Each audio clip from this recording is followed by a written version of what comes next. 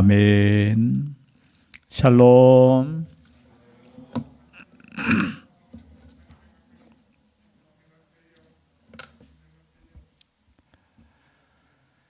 예. 이제 오늘 히브리서 마지막 장입니다. 그렇게 어렵진 않았죠. 율법이 아닌 오직 예수 그리스도, 천사도 비교할 수 없는 하나님이신 그분께서 우리의 죄를 위해서 십자가 지심으로 영적인 대제사장이 되셨다라는 것. 그래서 과거에 그 제사를 이제 다시 우리가 지내지 않아도 우리가 구원을 받고 죄 사함을 받고 또 하나님께 나아갈 수 있게 되었다라는 것을 어쩌면 조금 길게 반복해서 예수 그리스도가 누구신가에 대해서 마치 로마서처럼 히브리서도 예수 그리스도가 중심이 되어 하나님께서 주신 말씀입니다. 그러나 우리가 예수 믿는다고 해서 믿으면 우린 끝나, 우린 구원받았으면 끝나, 아니에요. 구원받았기 때문에 우리는 이제 어떻게 사느냐, 어쩌면 더 중요한 문제입니다. 여러분, 구원은 순간인 줄 믿습니다. 우리가 믿을 때 우리는 이미 하나님의 백성이 된 줄 믿습니다. 그리고 우리가 죽어서 또 하나님의 나라에 갈 줄 믿습니다.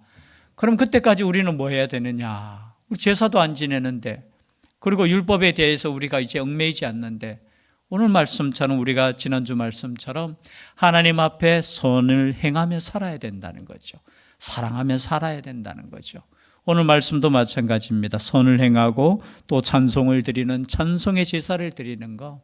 그래서 우리의 앞으로의 삶이 어떻게 사느냐. 이미 우리는 구원받기 위해서 우리가 믿음을 지키는 것이 아니라 우리는 구원받은 백성으로서 믿음으로 어떻게 살 것인가를 지금 말씀하고 있다라는 거죠.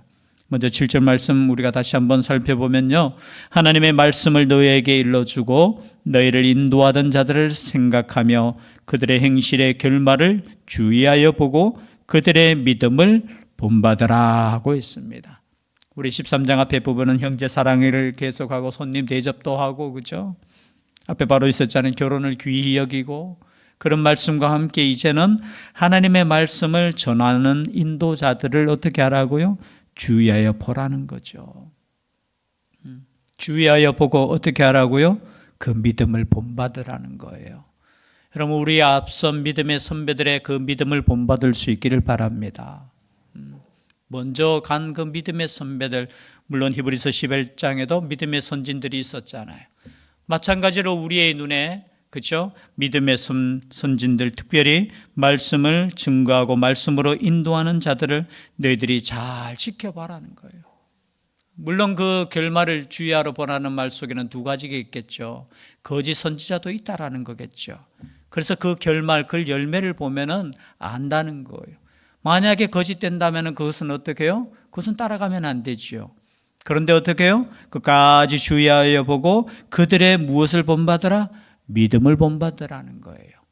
믿음을 본받을 수 있기를 바랍니다. 믿음의 선배들, 물론 완벽한 사람은 없어요. 말씀을 증거하는 우리 목회자들도 마찬가지잖아요. 제가 볼 때 더 부족해요. 우리 성도님들하고 성질도 똑같고요. 그러나 여러분, 믿음만큼 믿음, 하나님을 의지하고 하나님께 나아가는 그 믿음만큼 그저 본받을 수 있는, 그리고 연결할 말씀이 있죠. 17절도 똑같은 말씀이에요. 17절 우리가 조금 길지만 다시 한번 읽겠습니다. 시작. 너희를 인도하는 자들에게 순종하고 복종하라. 그들은 너희의 영혼을 위하여 경성하기를 자신들이 청선할 자인 것 같이 하느니라. 그들로 하여금 즐거움으로 이것을 하게 하고 근심으로 하게 하지 말라. 그렇지 않으면 너희에게 유익이 없느니라. 지금 계속해서 인도하는 자들에게, 인도하는 자들, 그리고 24절에도 너희를 인도하는 자들, 여기 계속해서 인도하는 자들이 있어요. 여러분, 교회에는 인도하는 자들이 있는 줄 믿습니다. 하나님께서 세우신, 그죠? 목회자도 될 수 있고요. 말씀을 증거하는 사람이 될 수도 있고, 이 당시에는 장로들이 될 수도 있고요. 하나님께서는 지도자를 세워서 그 지도자들을 통해서 교회를 이끌어가는 거예요. 그런데 가장 중요한 것이 뭐냐? 인도하는 자들에게 뭐 하라고 했습니까? 순종하고 복종하라는 거예요. 이 원어의 뜻을 제가 이렇게 살펴보니까 뭐 정확하게 제가 표현할 수 있을지는 모르겠는데요. 여기 순종하라는 것은 말을 깊이 있게 잘 새겨 들으라는 거예요. 조금 우리로 표현하면 좀 풀이해서 하면은 말씀을 잘 들으라는 거예요. 그 복종하라는 것은 무슨 뜻이냐 하면은 그 말씀을 잘 듣고 그 말씀 앞에 순종하라는 거예요. 근데 때로는 이 복종이라는 단어는 내하고 마음이 같을 수 있을까요? 없을까요? 없을 수 있다라는 거죠. 나는 이거 좀 아닌 것 같은데 라고 하면서도 어떻게 해요? 그 말씀 앞에 복종하라는 거예요. 물론 비진리에 대해서는 복종하면 됩니까? 안 됩니까? 안 되죠. 이런 말씀을 증거하는 사람이 먼저 하나님 앞에 순종하고 복종해야 될 줄 믿습니다. 그리고 그 말씀 앞에 그저 우리 모두가 순종하고 복종하는 거예요. 어떤 분이 이렇게 말씀하시는 분이 있어요. 나는 하나님께 나는 순종하지 사람에게는 안 한다. 여러분 성경을 모르는 거예요. 하나님께 순종하고 하나님께 복종한다는 뜻은 뭐냐? 하나님이 세우신 자를 인정하는 겁니다. 아니면 자기 보고 죄송합니다. 옛날에 있었던 뭐 일이죠. 제가 설교 시간 한두 번 이야기했는 것 같은데요. 어느 게 전도사님이 있는데 그 전도사님에 대해서 그 부장 장로님께서 굉장히 조금 이렇게 무시를 많이 하는 거예요. 물론 전도사님 참 부족하죠. 이제 신학을 딱 시작해서 이 말씀을 증거하는데 여러분 생각해보세요. 우리 장로님들 정도 되면은 설교를 1, 2년 들었겠습니까? 딱 보면은 그죠? 이게 차이가 있죠. 그러다가 이제 어떻게 하다가 또 어떤 문제를 해가지고 뭐 생겨가지고 이 장로님이 실수를 했는 거예요. 아이 전도사님 뭐 그래가지고 어떻게 목회하시겠습니까? 실수했는 거죠. 그때까지 우리 전도사님께서 참 선한 성품이고 그래서 이렇게 참 최대한 존중하고 이런데 거기에 정색을 딱 하면서 장로님 무슨 소리 하시느냐고. 장로님이 나를 불렀습니까? 하나님께서 나를 부르셨고 나를 지금 훈련시키고 나를 쓰실 겁니다. 어디서 그렇게 말씀하십니까? 오히려 정색을 하니까 이 장로님이 그 말 앞에 자기가 실수했다고 잘못했다고 깨닫고 뒤에서 또 사역을 잘 이렇게 이어갔다는 그런 이야기를 제가 옛날에 신학교 다닐 때 들었습니다. 하나님께서 세우신 지도자가 부족할 수 있어요. 그러나 여러분 그 부족한 것을 자기가 채우기 위해서 자기가 불순종하고 자기 따르라고 하면은 그거는 질서가 무너지는 거예요. 저는 지금까지 살면서 하나님의 역사는 어떻게 이어지느냐? 여러분 함께 하나 될 때 역사가 이루어지는 거예요. 물론 누구 똑똑한 사람, 누구 굉장한 사람이 리더십 좋아서 좋은 그거죠. 막 해서 그거 할 수 있지만 우리 하나님은요 막대기 같은 여러분 모세가 80세에 그죠? 그리고 그가 가지고 있는 건 칼도 아니어서 지팡이 하나 들고도 그 수많은 백성들을 이끌 수 있는 하나님이십니다. 그 하나님 앞에 우리가 순종하는 것이지, 사람에 따라서 이 사람은 참 내가 따를 만해. 그거 순종 아니에요. 하나님께 세우신 그 질서 앞에 우리가 순종하는 것이고, 또 비질리면 우리는 그죠? 죄송합니다. 목사 할배가 와도 그렇죠? 아니에요. 그러나 진리 안에서 때로는 나에게 마음이 맞지 않더라도 어떻게 해요? 순종하고 복종함으로 어떻게 해요? 그렇게 하라는 거예요. 왜냐하면은 그 사람들은 너희 영혼을 위하여 경성하기를 자신들이 청산할 자인 것 같지 않느니라. 여러분 인도자들은 누구냐? 영혼을 위하는 사람들이에요. 여러분 단순히 세상적인 지도자 그런 차원이 아니에요. 여러분들의 영혼을 책임지고 여러분들의 영혼을 나중에 예수님 앞에서 청산이 계산이잖아요. 계산할 정도로 그 영혼을 책임지고 있는 그 사람들이라는 거예요. 그래서 그 사람들이 어떻게 해요? 즐거움으로 할 수 있게 하라는 거예요. 근심하게. 저는 그래서 목회의 가장 제 개인적인 목표가 뭐냐? 즐겁게 사역하자는 거예요. 즐겁게. 저는 행복하게. 잘하는 것보다 저는 제가 행복했으면 좋겠다는 생각이 들어요. 왜냐하면 제가 행복해야지 여러분들도 행복할 줄 믿습니다. 제가 행복 안 해가지고 인상 팍 쓰면서 이러면 막 보면서 오늘도 예배 시간 일지요 하고 전도도 안 하고 인상 쓰면서 여러분 아무리 하나님 말씀이라고 해도 여러분 기분 좋겠습니까? 안 좋겠습니까? 아니, 내가 지금 이거 밥도 안 먹고 지금 수협에 나왔는데 우리 목사님은 맨날 뭐 야단만 치고, 뭐 야단 맞을 땐 또 맞아야 돼요, 사실은. 아멘 안 하시네. 이거 하고는 상관없는데 갑자기 또 생각이 나서 오늘 한 영상을 봤는데, 요즘 목회자들 이렇게 뽑을 때 미국에서 좀 많이 유행하는 거예요. 신임제를 이렇게 약속을 받고 뽑는다는 거예요. 신임제가 뭔지 아십니까? 뭔지 모르시죠? 뭐냐면 목사님 한 5년 정도 목회를 하고 5년 뒤에 다시 투표하는 거. 신임을 물어서 그때 또 3분의 2가 안 되면 목사님 우리 교회에서 그만두셔야 됩니다. 이런 것에 동의하고 담임 목회를 할 수 있느냐, 이렇게 유행하는 거예요. 근데 가끔 이제 사람들 중에 그게 깨어있는 교회다 하면서 이렇게 이야기하는 사람들이 있다는 거예요. 우리나라도 몇몇 큰 교회가 이렇게 신임, 나는 7년마다 신임을 묻는다 하면서 이렇게 굉장히 깨어있는 것처럼 홍보도 하고 그 교회를 자랑하기도 해요. 근데 이제 오늘 한 영상을 봤는데 보니까 그 목사님은 제가 누군지는 모르겠는데 그렇게 이야기하더라고요. 지는 설교 잘하니까 그 목사님 말씀이에요. 자기는 잘하니까 그렇게 자신 있게 이야기해가 자기는 안 쫓겨나지.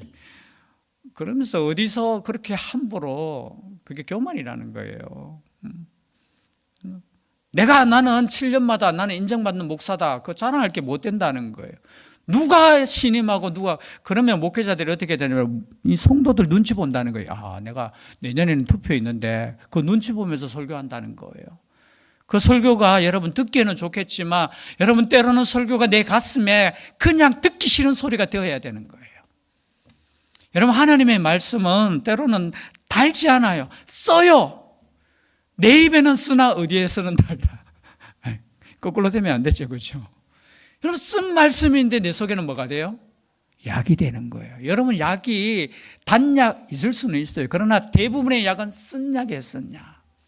그래서 오늘 말씀을 볼 때 어떻게 해요?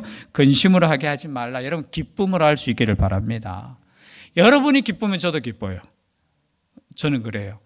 뭐 제 기분이 중요한 게, 여러분이 행복하면 저도 행복한데 여러분이 행복하지 않으면 저도 행복하지 않아요. 여러분의 믿음이 좋으면 저도 좋아요. 근데 여러분의 믿음이 떨어지면 저도 힘들어요. 그래서 이 말씀은 어쩌면은 참 목사님을 기쁘게 하라 뭐 이런 게 아니에요, 그죠? 근심으로 하지 않도록 우리가 함께 나아가는 거. 만약 근심으로 하게 한다면 매일 목회자가 근심 있고 막 힘들고, 여러분 사역은 힘들어도 괜찮지만 막 그죠, 불순종하고 그런 것 때문에, 그러면 어떻게 되겠습니까? 너희에게 유익이 없는, 누구에게 유익이 없다고요? 자신에게 유익이 없는 거예요. 왜 그런가? 단순해요. 여러분 단순해요. 불순종하는 말씀을 여러분 들으면 유익이 되겠습니까? 안 되겠습니까? 안 되지요. 그렇지 않겠습니까? 한 말씀이라도 우리 목사님이 주시는 말씀은 하나님의 말씀이고 나의 영혼에 유익하다라는 그 마음으로 받으면 나에게 유익이 됩니까? 안 됩니까? 되는 거예요. 근데 아무리 좋은 말씀이라 할지라도 어떻게 해요? 나 저 목사님 신뢰하지 못해. 그러면 누가 손해겠습니까? 자신이 손해요, 자신이. 그래서 제가 이 말씀을 드릴 때마다 항상 조심해라고 하는 말씀 중에 하나가 뭐냐, 특히 우리 자녀들 앞에서 담임 목사님 흉 보지 마세요. 왜냐하면 그 이야기 듣고 우리 어른들은 자신의 믿음이 있어요. 예를 들어서 조금 목사님 말씀 안 들어도 때로는 말씀 읽으면서 내 믿음을 지킬 수 있어요. 우리 자녀들은 그렇지 않아요. 우리 부모님이 보니까 이 목사님 흉을 보는데 목사님 좀 그런 것 같아. 여러분 믿음이 그냥 생기지 않아요. 이건 한 영혼을 죽이는 거예요. 누구를 죽여요? 내가 가장 사랑하는 자녀를 죽이는 거예요. 혹시 욕하고 싶으면 교회 오셔가지고 방언으로 욕하십시오. 그리고 자녀들 앞에서는 칭찬하셔요. 성도들끼리도 마찬가지예요. 우리 장로님 칭찬하고요, 우리 집사님 칭찬하고, 그러면 우리 자녀들이 교회에 대해서 프라이드가 있어요. 우리 교회는 너무 좋은 교회야. 우리 교회는 참 좋은 교회야. 저는 청년 우리 교회가 저는 제일 좋다고 생각해요. 저는 그렇게 생각했어요. 다 좋았어요. 뭐든지 다 좋았어. 그 이유가 뭘까 생각해 볼 때 내한테 다른 사람 욕하는 이야기를 내가 못 들었으니까 그냥 좋은 거예요. 근데 우리가 함께 지내다 보면 흠이 보이잖아요. 서로에게 이렇게 이야기하다 보면 그 영혼들이 자신부터 죽은 거예요. 자신부터 하나님께 말씀이 열려지지가 않고 힘든 거예요. 그래서 오늘 이 말씀이 그렇죠. 어떻게 보면 우리의 신앙생활의 중요한 원리다라는 것. 그리고 또 하나 살펴볼 것은요. 8절부터 우리가 14절까지는 조금 어려운 말씀일 수도 있는데 예수 그리스도는 어제나 오늘이나 영원토록 어떤 분이시라고요? 동일하신 분. 여러분 동일하신 분이기 때문에 믿음으로 구원받는 거예요. 근데 밑에 보니까 그죠? 음식으로, 이 음식이 갑자기 나와요. 양식이 나와요. 뭐냐면은 이것은 여러 가지 해석이 있는데요. 그냥 간단하게 설명하면은 당시에 제사 지내면 뭐가 나와요? 잡은 그 제사 음식을 먹잖아요. 그죠? 구약 시대에는. 그런데 속죄제는 제사 지내고 난 뒤에 그 제물은 저 영문 밖에 가서 태워버려요. 그런데 예수님께서 어디서 죽으셨습니까? 예루살렘 성전 안에 성에서 죽었는 게 아니고 밖에서 죽으셨어요. 그 말씀을 하는 거예요. 속죄제 제물은 아무도 먹을 수 없다. 너희들이 먹는 것으로 먹으면 그 제사 음식을 먹으면 내가 더 건강해지고 더 영적으로 유익해지고 그게 아니다. 예수 그리스도가 영문 밖에서 죽었듯이 그것은 그 믿음으로 우리가 구원받는다는 말씀을 어떻게 해요? 14절까지 하시는 말씀이에요. 그래서 예수 그리스도는 영원토록 이 믿음, 예수 그리스도에 대한 믿음으로 구원받는다. 변함이 없다라는 거예요. 저는 요즘 신천지가 옛날 예수님하고 지금 예수님하고 지금 구분해요. 여러분 잘 들어보면은. 잘 듣지 마세요. 제가 설명하는 거. 그때 예수님은 그 십자가로 구원했지만 지금은 나에게 임재한 누구겠죠? 임재한 예수의 영을 통해서 구원받는다. 그렇게 가르쳐요. 나중에 이렇게 되면은. 그러나 오늘 말씀을 보십시오. 예수 그리스도는 어제나 오늘이나 영원토록 동일하시다는 이 뜻은 뭐냐? 과거에도 예수 그리스도의 십자가의 은혜로 구원받았고 그리고 지금도 그렇게 구원받을 것이며 그리고 앞으로도 이 진리는 변함이 없다는 그 말씀인 줄 믿습니다. 그 말씀이 어디에요? 20절에도 똑같은 말씀이에요. 한번 읽어볼까요? 20절 시작. 양들의 큰 목자이신 우리 주 예수를 영원한 언약의 피로. 여기서 영원한 언약의 피가 뭡니까? 과거에도 그것이 영원한 나에게 언약의 피였지만 지금도 영원한 우리의 언약의 피고 앞으로도 영원한 언약의 피라는 거예요. 즉 말해서 우리는 예수 그리스도의 그 언약의 피로 구원받은 백성이라는 거예요. 여기서 아멘 하셔야 돼요. 진짜로. 잘못된 길로 가면 이상한 데로 가는 거예요. 이것을 지켜야 된다. 또 저것을 해야 된다. 또 뭔가 예수 외에 다른 것 또 첨가해요. 우리 교회는 이것을 주장은 할 수 있어요. 그러나 하나님의 자녀가 되고 하나님의 그 구원의 역사는 오직 예수 그리스도의 피밖에 없다는 거. 그 말씀을 지금 하고 있습니다. 그러면 우리는 이제 어떤 제사를 드려야 되느냐 결론이죠. 15절 함께 읽겠습니다. 그러므로 우리는 예수로 말미암아 항상 찬송의 제사를 하나님께 드리자. 이는 그 이름을 증언하는 입술의 열매니라. 그러므로 우리는 이제 양 잡고 소 잡고 그런 제사가 아니고 무슨 제사요? 찬송의 제사. 하나님을 높이는 찬송의 제사를 드리는 거예요. 이 제사는 어떤 제사냐? 예수 그리스도의 이름을 증언하는 입술의 열매라는 거예요. 그래서 우리의 입술에 찬송이 나오면 어떻게 해요? 지금 우리는 열매를 맺고 있는 겁니다. 예수 그리스도를 증거하고 있기 때문에. 여러분, 우리의 입술에 항상 하나님을 찬송하는 그 찬송이 있기를 주의 이름으로 축복합니다. 단순히 이것은 찬송이라는 것은 노래만을 의미하는 거 아니에요. 하나님을 높이는 거예요. 하나님을 높이는 거. 여러분 서로를 높일 수 있기를 바랍니다. 그게 하나님 높이는 거예요. 서로를 높여주고 또 존중하고 하나님께 예배하는 우리의 삶 자체가 지금 이 시간에 우리는 예수 그리스도를 증거한다는 거예요. 증거한다는 거. 우리가 무엇을 통해서 증거하겠습니까? 나는 예수님을 나는 생명을 다해 믿습니다라는 것이 우리가 증거하는 삶이잖아요. 그 증거하는 삶이 뭐겠습니까? 첫째는 예배예요, 여러분. 하나님을 높이는 거예요. 내 입술에서 하나님을 높이고 예배하는 삶이 세상 사람들이 봤을 때 예수 그리스도는 살아계시구나. 하나님은 살아계시구나. 정말해서 우리를 통해서 세상 사람들은 하나님의 존재를 인식하는 거예요. 그런데 우리가 때로는 죄송합니다. 우리가 하나님이 살아계시는지 우리가 제대로 안 믿을 때 있다는 거예요. 오히려 우리가 세상 사람들보다 믿음이 없을 때 있다는 거예요. 우리가 예배드리는데 정말로 신령과 진정을 다해 예배드려야 되는데 영과 진리로 예배드려야 되는데 그러지 못할 때가 있다라는 거예요. 그러니까 오죽했으면 말라기에서 하나님께 예배드리는 너희들 모습 보니까 세상 총독 앞에서도 그렇게 한번 해봐라. 그렇게 말씀하실 정도로 무너진 시대가 될 수도 있다라는 거. 그래서 우리 입술에 항상 찬송의 제사를 드리자. 이것은 우리가 예수 그리스도를 증거하는 입술의 열매다. 또 하나 있습니다. 마지막 16절 함께 읽겠습니다. 시작. 오직 선을 행함과 서로 나누어 주기를 잊지 말라. 하나님은 이 같은 제사를 뭐 하시느라? 기뻐하시느라. 우리 하나님께서 기뻐하시는 제사는 또 뭐냐? 선을 행하는 거예요. 그냥 선을 행할 수 있기를 바랍니다. 이건 꼭 돈이 드는 거 아니에요. 그렇죠? 작은 친절 하나, 따뜻한 말 한마디, 이 모든 것이 선인 줄 믿습니다.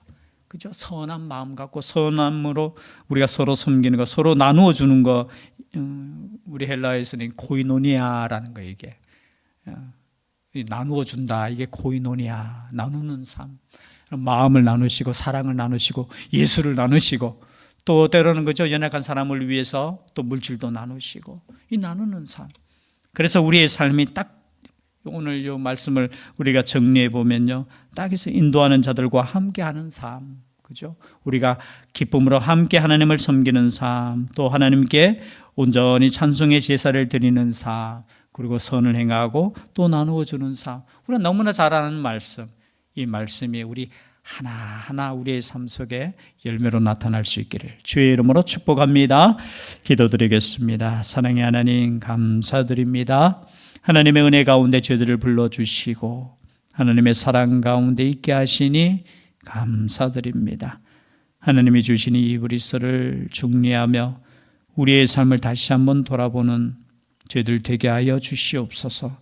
오직 예수님만 바라보게 하여 주시고 오직 예수님만 증언하는 입술이 되게 하여 주시고 우리의 삶이 나누는 삶, 선을 베푸는 삶이 되게 하여 주시옵소서. 함께하여 주시기를 간절히 원하옵고 예수님 이름으로 기도드리옵나이다. 아멘.